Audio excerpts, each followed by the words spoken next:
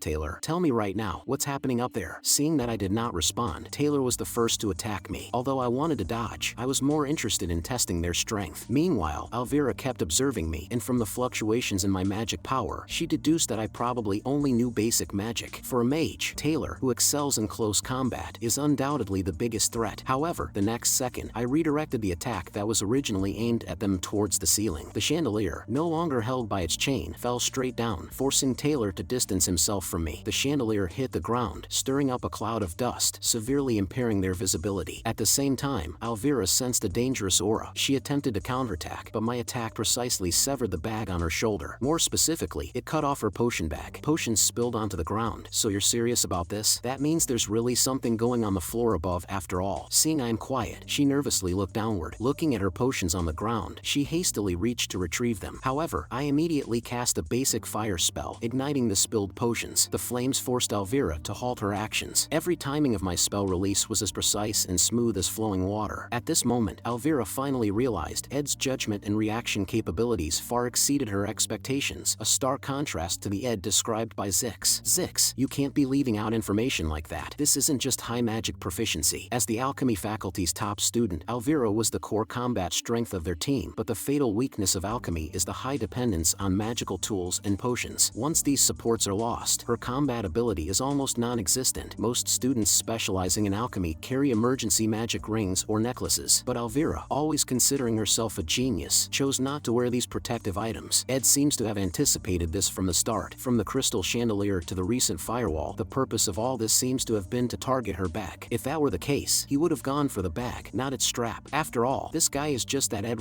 Taylor. However, at this moment, Alvira still had some trump cards left to use. She summoned a spirit rabbit and cast fire resistance and berserk spells on it. At the same time, Isla joined the fight, trying to extinguish the flames. Just the next second, a wind blade came at her, leaving Isla no time to react. Luckily, Taylor was there to shield her in time. Taylor knew that Ed was using this to restrain him. Taylor, you think you can take him down if you get closer? Alvira asked, which confuses Taylor. If yes, then go. Just then, Alvira completed her spell casting, and a berserk rabbit charged straight at me. It doesn't matter if I think I can, I have to. At the same time, she took off her magic-resistant cloak, draped it over herself, leaped over the firewall, and retrieved the scattered items. Seeing this, I need to act quickly, so I release Windblade spell towards her. With the items in hand, Alvira appeared more confident. Then, she threw a bottle of mixed potion. This is a special potion made from diced night butterfly flowers and gall mushrooms. When magic is released, the potion produces a special effect that can suppress magic power and eliminate the manifestations of magic, and temporarily subdues the products that result from magic formulas. That is to say, my magic power is now being suppressed. Acting like you're fine? We've got a warrior on our side. Now's your chance. Taylor, seeing this situation, I immediately chose to retreat backward, as I had already prepared for this. Then, I directly kicked over a barrel of oil nearby. The oil spilled, and the moment it contacted the burning oil, the flames surged dramatically. Taylor was taken aback seeing the flames. Alvira thought Ed was insane, because if the fire spread, all the students here would be engulfed in flames. At this time, Taylor decided not to hesitate any longer and used his newly learned skill, Elemental Chop, to end everything before any casualties occurred. Suddenly, Alvira noticed something was amiss. Is the window open? All the smoke was escaping through the window, and all flammable items had already been moved away from the scene. Could all this have been calculated by Ed? There must be more to this. She immediately signaled Taylor to stop. Just then, I pulled out my bow and arrow, aiming at Taylor. Taylor was full of confidence, believing he could block this attack. However, the arrow deviated in flight, and the target was not Taylor, but Isla. Isla couldn't even use basic defense at this moment. She couldn't dodge this arrow. When the arrow was only a fist's distance away from her, it suddenly stopped. It was Alvira who used control magic. After doing all this, Alvira finally breathed a sigh of relief. That was close. She used the claw hand, a magical device that can pull small objects within sight into the tool. At this moment, she noticed a piece of cloth tied to the arrowhead. Was Ed holding back all along? Wait, Taylor, be careful. I'm sure he has another trick up his sleeve. Meanwhile, I parried Taylor's attack with my bow and arrow, knowing in my heart that my task was nearing its end. end. Soon, I heard noises coming from the second floor. The second floor boss Gloomy Clebius had escaped. With this, my mission was successfully completed. Immediately, Taylor struck and sent me flying. Seeing this, Alvira was confused. What the hell is his deal? He stared at me, angrily asking, why would you do this? Alvira carefully recalled the entire battle process, and she finally understood. Ed had been playing us from the start. If Ed really wanted to finish them off, he could have hidden in the shadows, using the crystal chandelier for a sneak attack, rather than standing openly here to block them. And every step he took afterwards was very calculated, each detail filled with doubt. Are you done now? If you're done, go up now. Stop yapping at me, I told them. This left Taylor momentarily stunned. Just now you were desperately stopping us, and now you let us go up without saying anything? Alvira immediately questioned me. Why did you let us off? I'm not leaving this place without knowing why. Answer me. Why did you let us win? I know Alvira's personality, but I didn't plan to answer her, letting her speculate wildly. Just then, the door was slowly pushed open. The persimmon flower pin was her choice after thinking it over for the whole night restlessly. And the white knight who was supposed to be in the garden, yet he lay on the ground in tattered clothes, covered in blood, after being attacked by a suspicious group of people. This scene made Janica lose control instantly. It would be a lie to say that something didn't feel right. He may caught up in some unexpected trouble. However, from his simple life to the way he showed himself during the subjugation of Glaskin, no matter how big or small the job is, Ed Rothtaylor was someone who had created a certain expectation around himself that he could somehow solve any problem. Only after being stabbed in one's blind spot, hidden in their complacency, someone able to truly reflect on themselves. But Ed never asked her for help. He made sure that she was outside of Ophelis Hall and left her a letter that was so unusual. He did this because Janica had already been given various disciplinary actions due to the Glaskin incident, so he made sure to push Janica away from the battlefield. At this moment, Janica finally understood why I had sent her to the Rose Garden. It was to keep her out of this fight. Although she still didn't know exactly what had happened, seeing me injured made her very angry. So what are you guys doing? Taylor tried to explain the situation, but Alvira sharply realized that something was very wrong with Janica. She's taken a stand against us. At this moment, Janica didn't want to know their reasons. All she knew was that Ed had been hurt by them. Seeing this, I immediately felt a sense of dread. Both Isla and Alvira were utterly shocked. As the top spirit master of the second year, her power was unquestionable. Then, Janica signaled to me, give me 1 minute. Watching the spirit group behind Janica, Alvira immediately grabbed Taylor and Isla and turned to flee, as they simply could not contend with Janica. At the same time, from my injured appearance, Taylor sensed that the situation at the Ophelis Hall was very serious. Facing adversity, Taylor never gives up. Clearly, he is destined to take the protagonist's path. Then, I grabbed his collar, pulled him, and threw him toward the stairway. Leave this to me. Hurry up to the second floor according to your plan, before I change my mind. Just a bit ago you were trying so hard to block our path, but now you want us to just go to the second floor? Alvira looked very puzzled. Do you really plan to handle these elves alone? I didn't answer, just gently tapped her head. Take your magic tools and leave quickly. I'm sorry I tore up your bag. Without knowing what really is happening, Alvira agreed. To quickly end this crisis, Taylor and his group immediately rushed to the second floor, and my method to deal with Janica was simple. Directly wake her up. I walked straight up to her, and although this act seemed very impolite, but this is currently the most effective solution, I placed my hands on her shoulders and softly said, I'm really okay. You see, I'm fine now, right? So you don't have to go overboard. This sentence made Janica freeze. Ed actually put his hands on my shoulders. Janica's face immediately flushed red, like a teapot about to boil. Watching Janica gradually come to her senses, I gestured for her to call back her spirits. I can barely stand anymore. The wind is too strong. Of course, it must be hard for you to stand up. I'm sorry. What did I do? I'm such an idiot. The people upstairs were instantly stunned. Was it resolved that easily? After giving them one last reminder, it's up to you now. I finally exhausted all my strength and collapsed to the ground. Moments later, Janica, seeing my blood-covered appearance, had eyes full of distress. Although it was slightly different from the plan, I had completed the first floor boss's task. Next, I can finally return to the cabin to rest. Just then, Janica mentioned that she saw a luxurious carriage in the Rose Garden. Although she didn't look closely, the crown symbol on the vehicle was very conspicuous. Hearing this, my heart suddenly shook. That is the symbol of the president of the Elt Merchant Association, Lortel's foster father, the King of Gold, Elt. He is the mastermind behind the murder of Lortel's biological father and the fake boss in the final plot of Act 2, the battle for the Sage's sealed grimoire. After losing to Lortel, he disappeared. But now, what's more important is, he has arrived at the academy earlier than expected. This means there has been a significant change in the course of events. Meanwhile, in the corridors of the 5th floor of the Ophelis Hall, Lortel was sharing her grievances with Alice. I was abandoned. Alice knew she was referring to Ed. Originally, Lortel felt a kinship with Ed, but when she tried to get close, Ed ruthlessly rejected her. Do people like us deserve this answer for a lifetime? Alice has been the head maid of the Ophelis Hall for 20 years, respected by many students for her excellent abilities. In order to make Alice submit to her, Lortel spent a lot of money, but in Lortel's view, finding a kin made the money well spent. spent. Lortel always longed to find a semblance of freedom from her loneliness in front of those she considered her kind. She once risked her life over a gold coin in the garbage heaps of the slums. It was because she grew up in a dog-eat-dog environment that she clung so tenaciously to this sense of kinship. Regardless of her unfortunate past and the circumstances that pushed her to the corner, Lortel was clearly a villain and a black veil. However, just as Lortel let her guard down, Alice suddenly held a knife to her throat. "I'm sorry, Miss Lortel, I am not your kin either." At the same time, Taylor caught Clebius trying to flee and forcibly brought him back into the fight. The squad then subdued the third-floor boss, Kelly, who was in charge of laundering bed linens, and successfully advanced to the fourth floor of the Ophelis Hall. At this moment, they became even more cautious because the immense pressure from the first-floor boss made them dare not take any chances. However, when Will Lane activated the defense magic array, he was immediately controlled by a backlash from the array. This was a conspiracy by Alice and Lortel. The magic power contained in the array far exceeded Will Lane's control. In an instant, the Ophelis Hall shook violently, and the students inside thought the building was going to collapse, each employing their skills to flee the scene. Seeing this, Taylor signaled Elvira to use the Night Butterfly Flower Potion, but the Night Butterfly Flower Potion was ineffective against the magic array. At that moment, she took out the anglerweed reagent, a concoction made by melting anglerweed seeds and emperor clam, which effectively restricts the movement of magic. After Elvira created an opportunity for the two, Taylor immediately launched an attack on Will Lane. Is it finally going to end? With a loud explosion, the fourth-floor boss was defeated, and the squad's progress became smoother. Meanwhile, I found the luxurious carriage Janica had mentioned, and indeed, Elt himself was inside. Normally, a carriage of this scale would be accompanied by at least a dozen others, but this time there was only one, clearly for a stealth operation. I was puzzled. The carriage had been parked for a long time. Why did Elt choose to get out now? Could it be that he was waiting for news of the destruction of the Ophelis Hall? Just then, a maid nearby caught my attention. It was the third-floor boss, Shinny, responsible for managing the cutlery. Shinny is one of the orphans adopted by head maid Alice, and by all accounts, she should be serving as the boss on the third floor, but at this moment, she was with Lortel's enemy, Elt, which was obviously not right. That is to say, Alice has betrayed Lortel. This outcome leads to only one possibility: Lortel's destruction. In Act 3, Lortel will engage in political struggles with Fenia, but now, this conflict has become even more complicated. I have taken the place of the middle boss, Tote, and after various twists and turns, I now find myself having to intervene again to handle some matters that Lortel is unable to manage. At the same time, I turn my gaze to Janica. I need her help. However, I don't know how to explain the current situation, nor am I sure if she would accept it. But unexpectedly, Janica agreed without hesitation. "Whatever Ed needs me to do, I won't refuse." Her response surprised me, but it was mostly a relief. At this moment, Elt arrives at the academy, precisely because he has learned of Lortel's betrayal, and more importantly, Lortel now holds a secret over him. Elt had personally killed her biological father. Lortel used the sage's sealed grimoire to lure Elt to the academy, ensuring he could not focus on any impending crises that might affect the Elt Merchant Association. Alice's betrayal was because Elt offered her more money. If Lortel could offer more, she might return to her original position. Although your story of revenge is touching, I have reasons why I must do this. Alice's cold tone was like a sharp blade, leaving Lortel frozen in place. Meanwhile, Taylor and his group finally reached the fifth floor. Taking advantage of the moment Alice was stunned, Lortel escaped her control, as she still had a chance to turn things around. As long as she could pin all the evidence on Alice, she could clear her own name. However, when she tried to speak, she found herself unable to say a word. Ultimately, she fled the place in tears. At this moment, the only thought in Lortel's mind was to pin all the blame for the falsified accounts and losses on Elt. She needed to complete all this quickly and then find a safe place to hide. Although she kept reassuring herself, the collapse inside was hard to control. Although I have been betrayed many times, now is not the time to be sad. I reached the room before Elt did, and as long as I could get the message out, everything would be resolved. Elt soon arrived here, and I was already blocking his way. Before the teachers arrive, I must stop anyone from entering this building. Currently, the plot is driven by three main characters. Lortel wants to dethrone Elt to avenge her parents and ascend to the position of guild leader. Elt tries to thwart Lortel's plans to ensure the smooth progression of the sage's sealed grimoire purchase plan. Alice moves between the two with complex motivations. Although I still don't know the real reason behind Alice's betrayal, according to the original plot, she will meet Taylor and his group on the fifth floor. I'm gonna leave her in their hands. I can trust them because I've already confirmed Taylor's abilities, while I just need to hold Elt back, ensuring he cannot enter the Ophelis Hall. As long as I block Elt, the affairs at the Ophelis Hall will proceed as originally planned. Isn't this Mr. L. Kecklin, the president of the Elt Merchant Association? Please allow me to notify the school to provide you with better service. Elt just gave a cold look. This old fox obviously saw through my intentions right away. You're one of Lortel's people. 10 minutes ago, to keep the plot aligned with the original, Janica and I found Zix. Who would have thought? This guy who looks all brawn turns out to be a mage. However, seeing Zix come with us, he looked looked very surprised. By any chance, are you two dating? Hearing this, Janika's face turned red instantly, and she quickly explained that wasn't the case. Seeing that I didn't speak, she thought I was upset about it and quickly lowered her head to add softly, "It's not like that." Seeing this, I immediately denied her assumption. Zix asked an impolite question. Seeing this, Zix quickly apologized. "Sorry, I thought you two were a couple. You even broke through the wall to find me. Is there something urgent?" To this, I gave an affirmative answer. "There is indeed something very important right now." Then, the scene from the beginning occurred. "Are you enchanted by her looks? Instead of guarding a coin you're not sure you can get, better seize the opportunity at hand." Elt sneered and continued, "That child, I raised her from a young age. I know her better than anyone. Just show your back to her, and she'll stick a knife in it. Now, I'll give you double the money. Move aside." Hearing this, I smiled and responded lightly, "Thank you for the generous offer, but I have never taken any coins, so what's the point in doubling that?" Seeing this, Elt signaled his guards to act, but Zix and Janika had been waiting for a long time by the side. "The next steps are up to you," I said to them. "I will definitely repay this favor in the future." Hearing this, Zix smiled. "Wasn't I the one indebted to you to begin with? Now, my primary task is to find Lortel and bring the storyline back to the original plot." Soon, I spotted her. Lortel was very surprised to see me, and before she could react, I immediately said, "Follow me closely." In Lortel's view, there is no such thing as kindness and trust without a reason in this world. Elt Merchant Association's receptionist, Shiro, was attentive to Lortel because he hoped she might inadvertently reveal valuable information. The company employee, Cadden, acted generously in front of her because Lortel often tipped him. Even the pet bird Tina at the academy was fond of her because she provided the highest quality feed. All kindness some with some reasons like that as a tag, at least in Lortel's world. However, even so, she still miscalculated like a fool. Janika, who grew up nurtured by kindness and love, was completely different from her. That day, how eagerly she looked at Ed, watching the girl in front of her who demanded no price and harbored no greed. Lortel also longed to have such a relationship. However, when she disclosed all her plans to Alice, what she received in return was a ruthless betrayal. Having seen such a side, one should never forget my gloomy, dirty self. Lortel thought to herself with self-deprecation. This time, she had bribed 5 people. Alice, Shinny, and Kelly had already sided with Elt, and Will Lane might also help Elt, but this person was uncertain. Just then, she stopped walking and said softly, "Sorry, Senior Ed. This puzzled me. I'm clearly on your side. As you can see, the situation is unstable. I might not be able to give you the gold coins now." But I ignored her apology and grabbed her hand. "If Elt catches you now, your life is over. Everything else is for after we escape." Lortel was stunned. She didn't understand why Ed would help her unconditionally. Meanwhile, I asked her about her current situation. If it were the Lortel of the past, she would never trust anyone without seeing a clear reason. But facing this man, she found herself involuntarily choosing to trust. "Elt sent me to steal the sage's sealed grimoire," she whispered, "because last summer, after the monsters attacked from the eastern mountains, equipment prices plummeted. So Elt bought up all the remaining equipment, monopolizing the market, hoping to make a huge profit through insider trading." Hearing this, I also understood the next move. This is illegal trading. 3 merchants, A, B, and C, monopolize the market's low-priced items, then artificially raise the prices by trading with each other, creating the illusion of scarcity. This behavior causes prices on the market to continue to rise, giving people the illusion that they must buy these products now, which is known as hunger marketing. If they sell the products they've gathered at this moment, they can make a ridiculous amount of profit. But the premise of illegal trading is trust. If merchants B and C sell the items behind merchant A's back, the prices would plummet instantly, and merchant A, who desperately sold off their bonds in order to mass buy the product and monopolize it, Elt would face a downfall due to huge losses. And Lortel, for this plan, spent years bribing other trading companies, enough to rival merchants B and C. "So, you plan to use the sage's sealed grimoire as bait to lure out Elt, who is in dire need of money, make him leave the headquarters of the store, and take the opportunity to sell off the armor at the headquarters, right?" Hearing my analysis, Lortel was shocked. How did he figure out all the issues so quickly? "That leaves you with only one thing to do. We got to somehow notify the trading company to sell off the equipment immediately. I have a carrier pigeon in my room. It's my direct line of communication with my forces inside the headquarters. Then you win as long as you send that pigeon to the headquarters and stay hidden till the sale is done." But my father is probably expecting that as well. I'm sure he's planning to capture me tonight and make the traders on the inside confess about the whole plan. Hearing this, I fell silent, thinking of the next move, then looked at Lortel directly. "Listen carefully, Lortel. From this point onwards, you have to do your best to stay hidden and let absolutely nobody see you. The bridge off the island will surely be guarded, so we can have the coachman drive an empty carriage away. There's an incomplete cabin in the northern forest. You just need to hide in the cabin I built for 3 days. I'll send the pigeon to the headquarters. If I write a simple message like sell right now, your allies will take care of the complex matters, right?" To this Lortel affirmed. However, when I looked at Lortel, she seemed to be not focusing, so I grabbed her shoulders. "There's someone guarding the back door. I will take care of the troublesome person and then go to your room. When you see the right moment, once it's quiet outside, outside, run towards the forest. Lortel is in deep thought. Like a long-time ally merchant, he perfectly and harmoniously made a move and handled matters without wasting any time. The thought that I could trust and leave it all to him is actually crossing my mind. At this moment, Lortel looked at me seriously. Are you really in your senses? Why are you so out of it? Unlike your unusual self. To this, she called out my name. Senior Ed, why on earth are you helping me so much? This question caught me off guard, and I didn't know how to respond, so I just fudged it. I just feel like I should do this, I answered while walking out of the room. Lortel is eventually alone. Listening to the sound of heavy rain outside, Lortel inexplicably felt heat all over her body. Her knees felt weak, and it is so loud. Is it because of the fight between Alice and Taylor? But the sounds of battle from the first floor seemed even closer. She slowly placed her hand on her chest, feeling her own heartbeat. I can't believe this at all. It's my heartbeat. The scene shifted, and I saw the figure of the maid Shinny. I didn't expect you to be coming out of there, young Master Ed, for the supposedly last obstacle. This feels kind of bland. Now this painstaking attempted takeover is finally coming to a close. The warding spells guarding Ophelis Hall are returning to their original wielder. Her sword fighting skills are able to rival those of the combat department students, and enough magic skill to wield intermediate spells without a hair out of place. Her name is Headmaid Alice, and yet she still couldn't defeat Taylor. After all, the protagonist's halo always exists. Right now, I need to defeat Shinny and complete the final task. Now my magical power is nearly depleted. All I can do now is 2 or 3 beginner magic attacks. Shinny made her way to attack me first. However, I am very familiar with Shinny's attack pattern. Her first attack is always aimed low. Seeing I dodged the attack, she was shocked. I just need to predict her next move before she realizes it. After all, I have conquered this level many times before. I grabbed her hand, aiming for the knives on her leg. No matter how fast she reacts, I am able to take control of the situation and threw the knives away from her reach. Realizing the difficulty of the situation, she used her special ability, the privilege of the twin sisters, blessed by the same star from birth, ability sharing. Twins can use each other's abilities once a day. Low-level telekinesis magic. The next moment, several throwing knives are hurled at me. However, I have no intention of dodging it. The knives embed themselves in my body. Seeing this, Shinny is overjoyed. Did it work? But the next second, she freezes. I looked at her directly with no hint of pain at all. I simply pull the knives out. Borrowed abilities are full of flaws. The knives didn't penetrate deeply enough. I threw the knives away and kicked her sword so she could never fight back. That's it. I win. All of this took 1 minute. I can't disappoint Miss Alice. Get off me, Shinny cried out loud. Alice will lose, I firmly answered. Hearing this, Shinny looked back at me. You know nothing about Miss Alice. How much pain she's gone through. The struggle she endured. To be honest, I have no idea. The failed swordsman of Sylvania didn't go deep into Alice's motivation at all. At the same time, Taylor used an elemental slash and swiftly made his way in front of Alice. She was totally stunned and unable to react. With a bang, an explosion can be heard outside, marking Alice's defeat. Even after hearing Shinny's plea, my view hasn't changed. That has nothing to do with me. I'll never forgive you for taking Lortel's side, Ed. With that, she said her last words. Unfortunately, I know nothing about the lives of these side characters, but it's not like that's my fault. In this world, countless stories are destined not to be noticed. If you compare all the losses today with Alice's rescuing of orphans this whole time and weigh the good and evil she's done, people who decide their course of action based on such philosophies are the ones with lives worth living at the moment. As for me, my operational principles and ultimate goal since arriving in this body have never changed. It is simply to survive. After defeating the maid Shinny, who was in charge of the dishes, I have acquired a new skill, pain endurance. Temporarily stop body fatigue, delay the sensation of pain, postponing it to a later time. I threw a stone to break the glass window and silently went inside Lortel's room. While inside, I can't help but notice the surroundings. The luxurious wooden furniture and expensive decorations are all arranged strategically. The desk is covered in documents. The books are lined up perfectly. Everything in this room suits her. Just then, I found the carrier pigeon Lortel was talking about. I quickly wrote the letter that Elt is in Sylvania. It will take him at least 3 days to return to the main headquarters, and lastly sell all acquired stocks of armor. After that, the carrier pigeon flying its way through the rain in the night sky will come back with Elt's head. My blood keeps on dripping. The stab wounds should heal as soon as the skin mends, so I'll be fine, right? If not for the help of Six, Janica, and a few other opportune moments, Elt would have captured Lortel, and her downfall would have been swift. But by now, the carriage Lortel hired is probably speeding out of the Arkan Mountains. Elt has no choice but to chase it, even if he captures the coachman and forces him to admit that Lortel never left. By that time, the carrier pigeon I sent will have arrived, and Elt's resignation will be complete. If it goes according to plan, Lortel should be waiting for me at the cabin. Just then, I saw Lortel's silhouette. You came out to greet me? How nice of you. However, Lortel didn't respond. Seeing this, I froze in shock. Right, I have to acknowledge things when they're due. I was a bit complacent. The opponent here is none other than the Golden Daughter, Lortel. In this case, the only ones who know that Lortel is the secret mastermind are the 5 she bribed. If Elt is gone, Alice must rely on Lortel only. family. Shinny and Kelly will follow Alice. Will Lane can be bought off like last time, but from Lortel's perspective, Ed Rothtaylor is a variable that can't be bought with money. If she just get rid of me in this remote part of the woods, away from the prying eyes, her perfect crime will be a success. Lortel Ketchum's real character is the secret mastermind. She would use and dispose of any human she gets her hands on. Truly a villain. I need to use my brain if I want to survive, but my body wouldn't move. So, this is how I will end in this world. I should have known. Then the next second, I saw Lortel cut a strip of cloth with a knife, and she handed it to me. Why did you have to get so hurt? Her tone was cold, but her actions were complex. I was taken aback, not expecting that she wasn't trying to attack me, but was actually helping me stop the bleeding. Although I know she is cautious by nature and never trusts anyone easily, at this moment, she seemed to let down some of her guard. I'll help you walk. The rain stopped, so I started a fire. She then looked at me worried eyes. For now, let's just sit and warm up. The incident at the Ophelis Hall finally came to a close, and Lortel once again displayed her cunning tactics. So, did everything go as planned? I asked Lortel. Of course, I got a promise from the coachman. He said that he would try his best to attract their attention and buy some time. He's even willing to risk his life. Hearing this, I was suddenly stunned and couldn't help but wonder in my mind, she wouldn't have taken someone's family hostage, would she? But I soon learned the answer. If the plan succeeded, Lortel would naturally become the president, and the coachman clearly understood the stakes involved. The fact that I owe you a debt is incredible. What do you think? Don't you feel a lot of pressure on your shoulders? Hearing this, I didn't show any reaction. Lortel flashed a meaningful smile, as if everything was under control. However, she knew best that the person she should be most grateful to was Ed. She said she would never forget this favor. Just then, she seemed to think of something and suddenly asked, Senior, you and Janica are close, right? I looked at her blankly, but nodded in response. Yes, my relationship with Janica is indeed good. She's a great person. Lortel smiled gently, her tone surprisingly sincere. I respect her too. She's kind, excellent, and very hardworking. This made me even more puzzled. Why suddenly ask about Janica? However, Lortel did not continue to explain, just showed a heartfelt smile, and then said meaningfully, it's just that, I'm not that nice. Meanwhile, at the Ophelis Hall, Elt suddenly received a report from his subordinates. Then he hurriedly left, as if he had lost all interest in the current state of Ophelis Hall. Even for Zix, dealing with several mercenaries at once was extremely difficult. However, instead of dealing with mercenaries, it seemed more like stopping allies. At first, Janica just looked worried, but at some point, the spirits started to become violent. It must be stopped before casualties occur. Zix loudly asked Janica if something had happened. Senior Janica, are you angry about something? Just then, a pigeon whispered something in her ear. She was quiet for a moment, then she showed a kind expression and said softly, I'm not angry at all. The next day it was very difficult to go to class because my school uniform was a mess. Zix lent me his uniform and told me about the news after that night. Will Lane took the blame for the destruction of the Ophelis Hall, while the captured head maid said nothing. At the same time, I successfully prevented Lortel, a key character in the plot, from exiting the scene. However, there has still been no response from outside, which seems to indicate that Lortel's plan is working. Now, we can only hope that the carrier pigeon brings back good news. However, this has had a significant negative impact on my workload. For me, this physically demanding job is already overloading, but I still need to complete it. Meanwhile, my advanced skill slot has finally opened, since the advanced production technique slots were currently empty. Acquiring a new technique that I could use was of the highest priority. I need to start learning new skills, such as spells for spiritual infusion that can be used in conjunction with elementalism and magic engineering for crafting daily life items and combat tools. Spiritual infusion was acquired automatically once you made a contract with a spirit and produced a product that contained elementalism. Magic engineering is mastered by successfully disassembling and assembling magic items of a certain level. I don't plan to waste my slot on spiritual infusion unnecessarily. I'll just randomly sign a contract with a lower level spirit for now. At this moment, Janica came to see me. But today is the start of the school year. Why hasn't she in class yet? My head hurts and my condition isn't all that great, so I'm just going to rest here and enjoy the breeze. You didn't get hurt while trying to help me, right? No way. Definitely not. Just then, she suddenly asked about Lortel's situation. When Janica learned that Lortel was in my cabin, her expression immediately turned wary. Although the Ophelis Hall incident has successfully concluded, things seem not to have completely settled down yet. There was still a lot of work left for Lortel to do. The first thing was to win over the former head maid Alice again. The second thing was to prepare for the negotiations to purchase the Sage's sealed grimoire. However, in the 3 days while waiting for a reply from Elt's headquarters, Lortel have to stay in this cabin anxiously. Though these days are irksome, Lortel does not tire of them, because with Ed by her side, Lortel can clearly feel her own heartbeat. Senior Ed's kindness makes me feel like I was snuggled in a fluffy bed. For some people, this may seem like a natural feeling, but for Lortel, it's more precious than gold. She definitely doesn't want anyone else to take him, not even Janica. Since so many people already like you, let me have one. If you won't, then I'll have to drag you into this murky swamp to fight. 3 days of cohabitation were were a perfect opportunity for her. Then she planned to fill the entire cabin with gold coins. However, she also knew that Ed was very unlikely to accept. It might seem more natural if I help him with his tuition fees. This money isn't for you, senior. Don't get it wrong. For Lortel, who had never been in love, such lines were too cheesy. Just then, someone suddenly interrupted her thoughts. That's my spot. Lucy walked into the room, visibly sleepy, and lay directly on the sunlit floor. But soon, I picked her up. This one sneaked in again. To not disturb Lortel's rest, I had to carry her out. Looking at the situation, Lortel was speechless. Then she asked, does Lucy come here often? I told her not to mind it, just consider her an accident. But Lortel clearly didn't think so. So, I had another competitor. But I still have a lot of time. Let me settle this within 3 days. The second morning of Lortel's cabin life came. However, things did not go as smoothly as she had hoped, because she had no time alone at all. These two were like ghosts, always appearing around Ed, which was really annoying. Time quickly moved, and I'm finally done with my newly crafted item. A handmade brick, and I acquired the stoneworking skill. The fireplace that couldn't be built because of the Ophelis Hall incident was finally finished. It's mealtime and I cooked barbecues for all. Considering that nothing much has happened yet, things are probably going as well as planned, but we shouldn't let our guard down just yet. After the Ophelis Hall incident, Lortel promised to give me 20 gold coins, and she also mentioned she could give me other things. Hearing this, I thought about it. Right now, all I can think of is building materials, but if there are magical engineered goods, that would work too. At this moment, Janika's eyebrows were furrowed like a curved knife. Meanwhile, I called out to her. Speaking of which, I have a favor to ask you. I've been studying spirit magic recently and want to sign a contract with a lower level spirit. Can you help me? At this moment, Janika suddenly looked triumphant. Then I'll be your teacher. I can get you to sign a contract with a mid-level spirit right away. Soon, she summoned a spirit. Just focus your magical power and feel its presence. Karis, will you try to talk to Ed? I was surprised. I can hear its voice a little. However, Karis seemed reluctant. He has to raise his resonance to a higher level to be able to hear us properly. This man doesn't have time to learn magic. Miss Janika, don't you know? In the previous weekly reports, he was either building houses or finding materials. Janika awkwardly put Karis away. However, I faintly heard something about reports, which made me question her explanation. Just as Janika didn't know how to explain, Lortel suddenly interrupted her. About the magically engineered goods, there's more stock than expected. If the senior could visit the trading company every 3 days, I can sell it to you at the maximum discount, and you can also come over for tea and a chat. Hearing this, Janika was shocked and she immediately objected. You should give him those for free. Ed helped you out so much. I'm still a merchant. This is about professional ethics. You're just making excuses. But I paid no attention to their argument, as next I need to prepare for magic engineering and spirit magic. Meanwhile, a voice interrupted us. The visitor was the new head maid, Belle Maya. She was here to convey a message from the former head maid. Hearing this made Lortel a bit anxious. Back when Belle was hanging the laundry, Janika's friend Clara visited Belle to discuss something. Well, don't be shocked. This is really top secret. Word of this must not get out, and you mustn't react too much either. Then Clara leaned closer to Belle's ear to whisper, I think Janika likes Ed. None other than the Ed